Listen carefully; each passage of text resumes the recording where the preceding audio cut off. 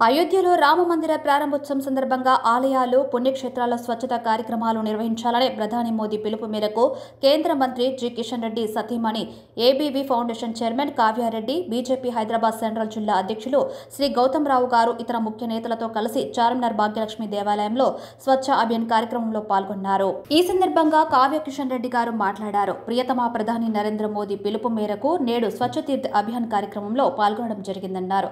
జనవరి 22న అయోధ్యలో రామమందిరంలో రాముడి ప్రాణప్రతిష్ఠ జరగనున్న నేపథ్యంలో జనవరి 14వ తేదీ నుంచి 22వ తేదీ వరకు దేశంలో అన్ని పుణ్యక్షేత్రాలు, దేవాలయాలను శుభ్రం చేయాలని ప్రధాని మోదీ గారు పిలుపునిచ్చారు. అందులో భాగంగా చార్మినార్లోని భాగ్యలక్ష్మి ఆలయాన్ని శుభ్రం చేశారు కావ్య కిషన్ రెడ్డి. అయోధ్యలో రామమందిరం పునర్నిర్మాణం కోసం 500 ఏండ్లుగా ప్రజలు, భక్తులు ఎదురుచూస్తున్నారన్నారు. యావత్ ప్రపంచంలో నలుమూలల నుంచి ఎంతో మంది ప్రజలు ఎదురుచూస్తున్న కళ నేడు ప్రధాని నరేంద్ర మోదీ చొరవతో జనవరి 22న సాకారం కాబోతుందని హర్షం వ్యక్తం చేశారు.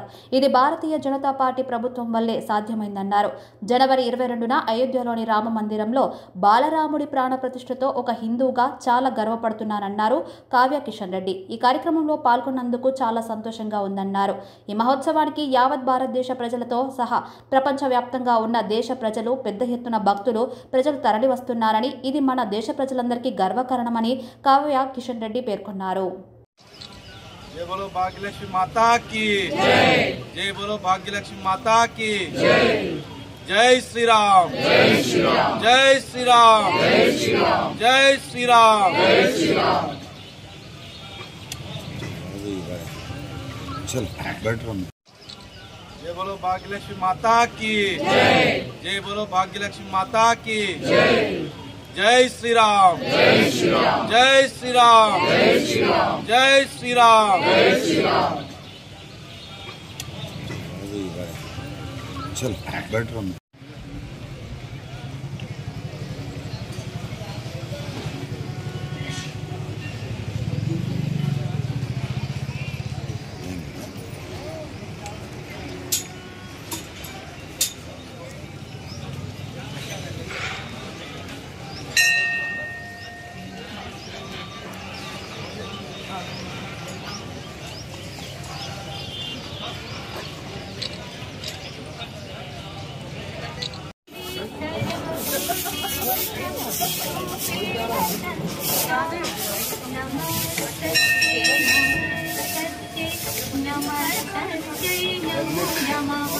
दिलीप मान में थोड़ा आगे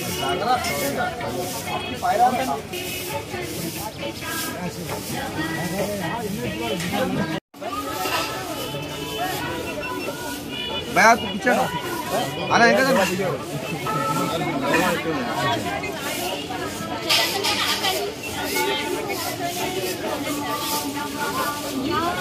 అన్న జరగవా ఎంత